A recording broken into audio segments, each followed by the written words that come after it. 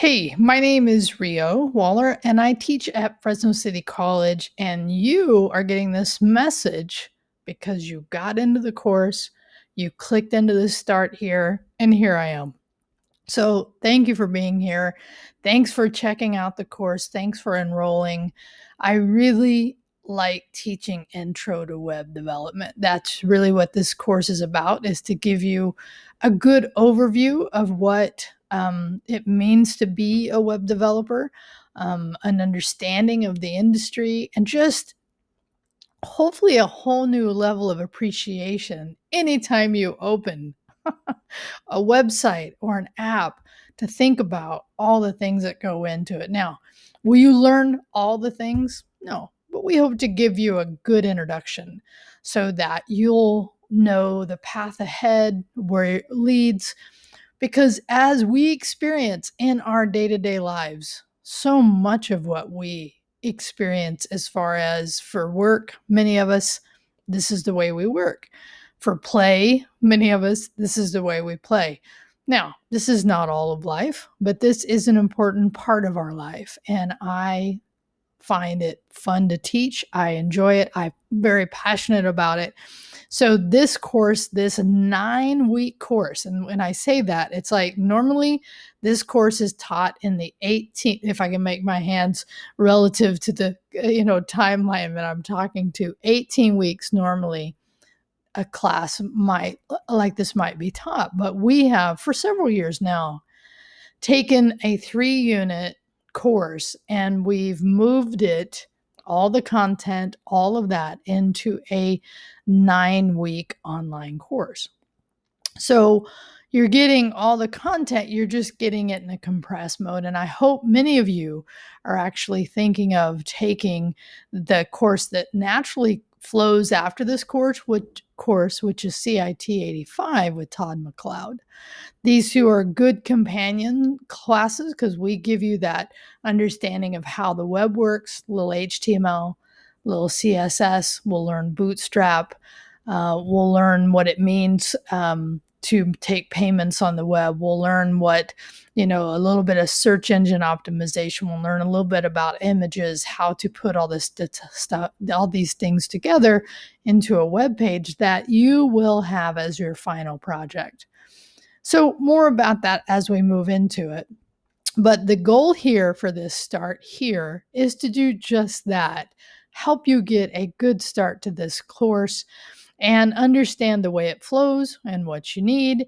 So what I'm going to do is I'm going to switch over to my browser. So for me, and what I generally recommend, although I don't say you have to use things, I use Chrome. By the way, a good statistic for me recently was that a larger part of the web population uses Chrome, which is, to my experience, a good thing, because using a more secure browser is definitely a good idea. Now, I'm also using a Mac, but I use Windows, so it doesn't really matter.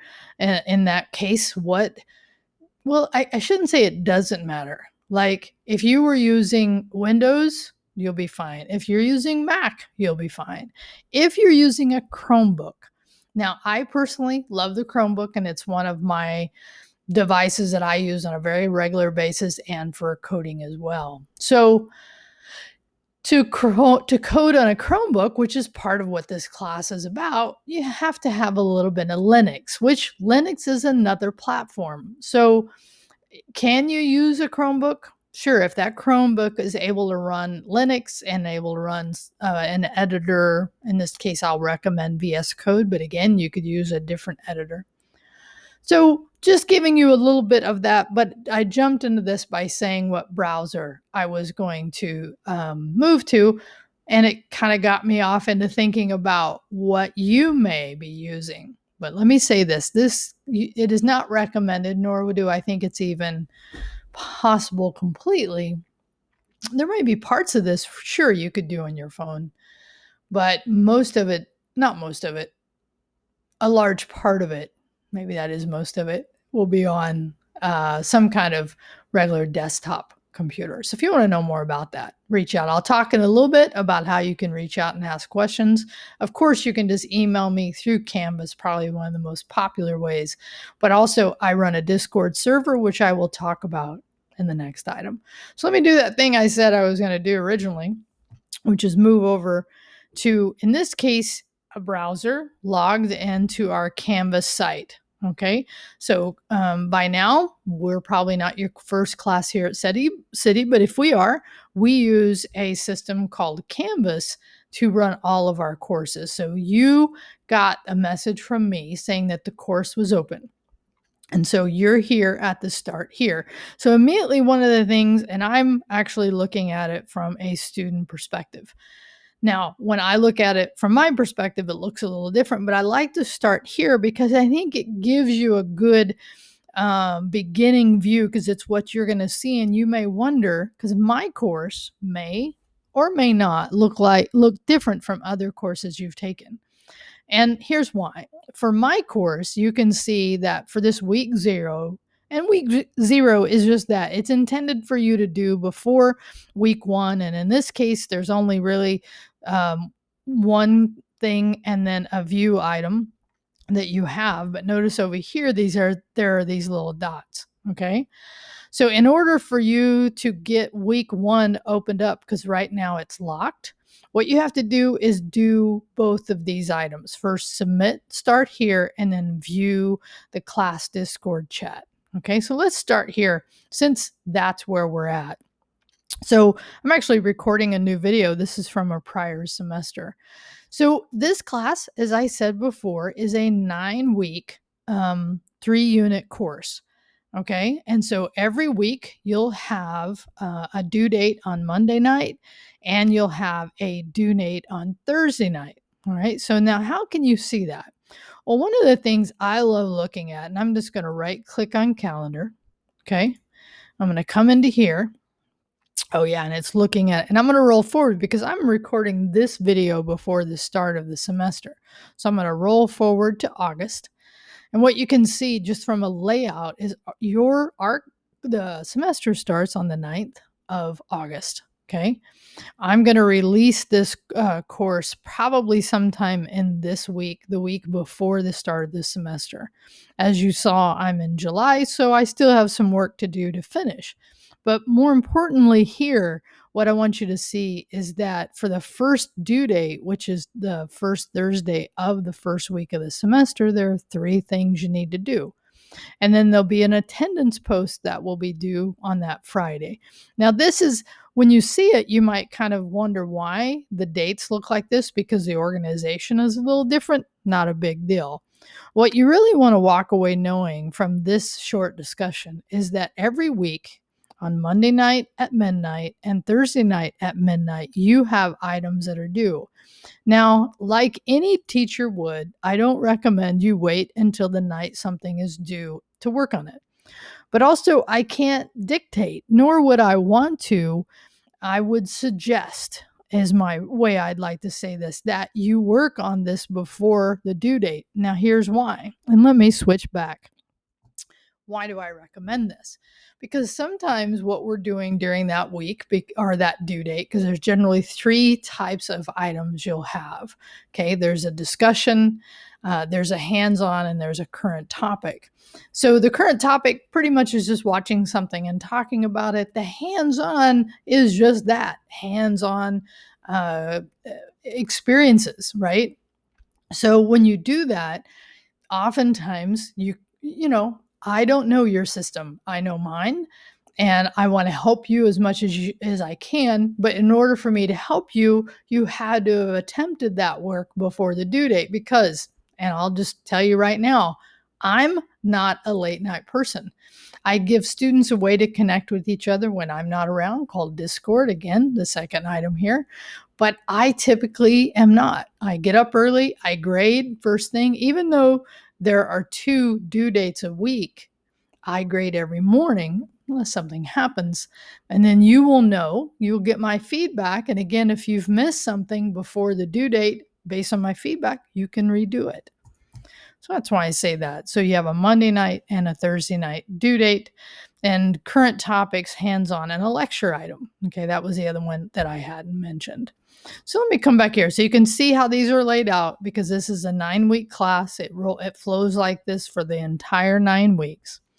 So let me come back here. So we've discussed kind of what this class is, an introduction to web development. We've talked about the timeline, the course setup. So the only thing you really need to do to actually start this, or you can start it, but to complete it, is you have to provide a GitHub username. So what is GitHub? GitHub is a way web developers, software engineers, a lot of different people, even not necessarily directly coding or developing things, but most of it is a way for them to have, because there's Git and there's GitHub. Okay, there's two different things here. GitHub is the website, and Git is what you install locally. Now, we won't install Git locally until week 3. So, for the first 3 weeks of this class, you'll work out on GitHub. But in order to do that, you have to be invited into our course organization.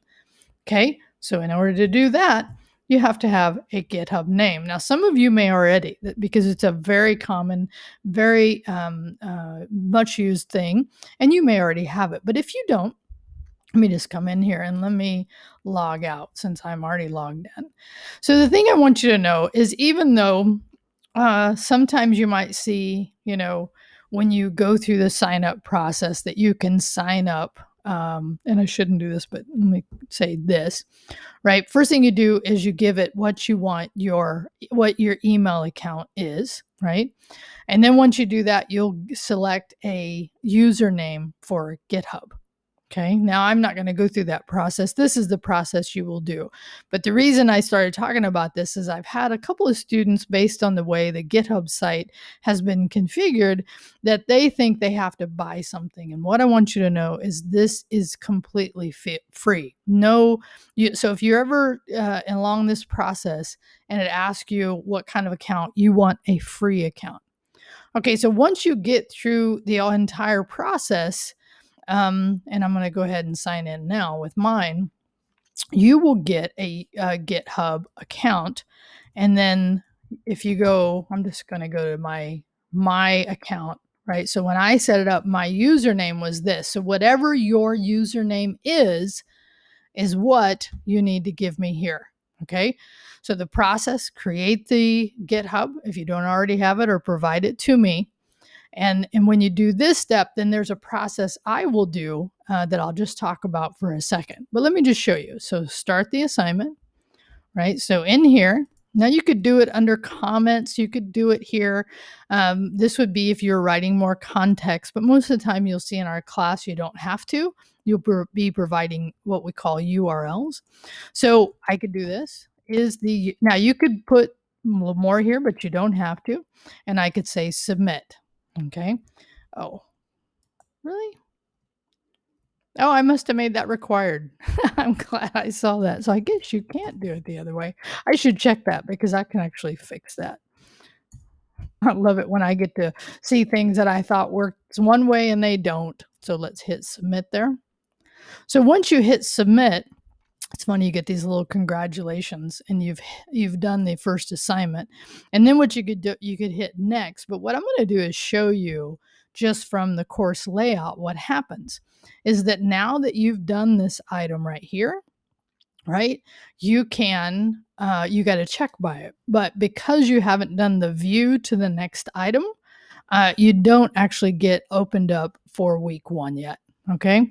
So what I'm going to do is kind of come back here and make sure I've covered everything, and, just say, I'm glad you're here. My goal is that you actually enjoy this class and enjoy the time you spend working on it.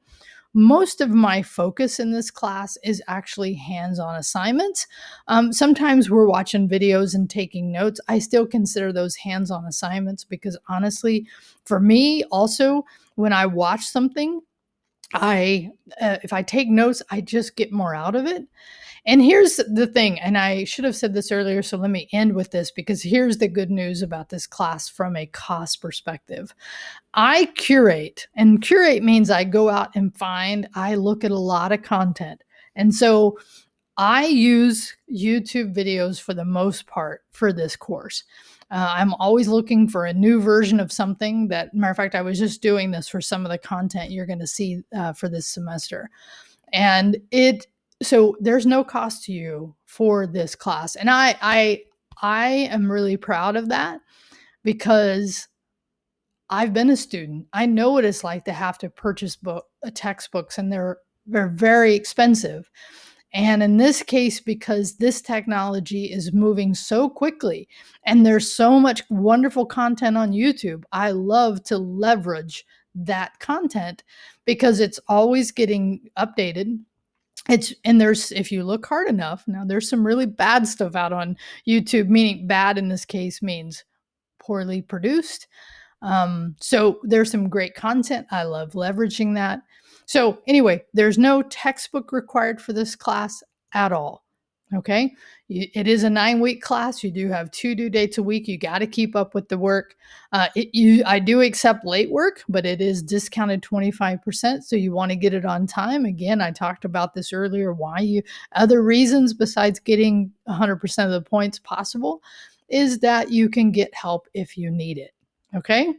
I will be talking about, and you can go look at my office hours. I'll probably be sending something out probably the first day of the semester about that.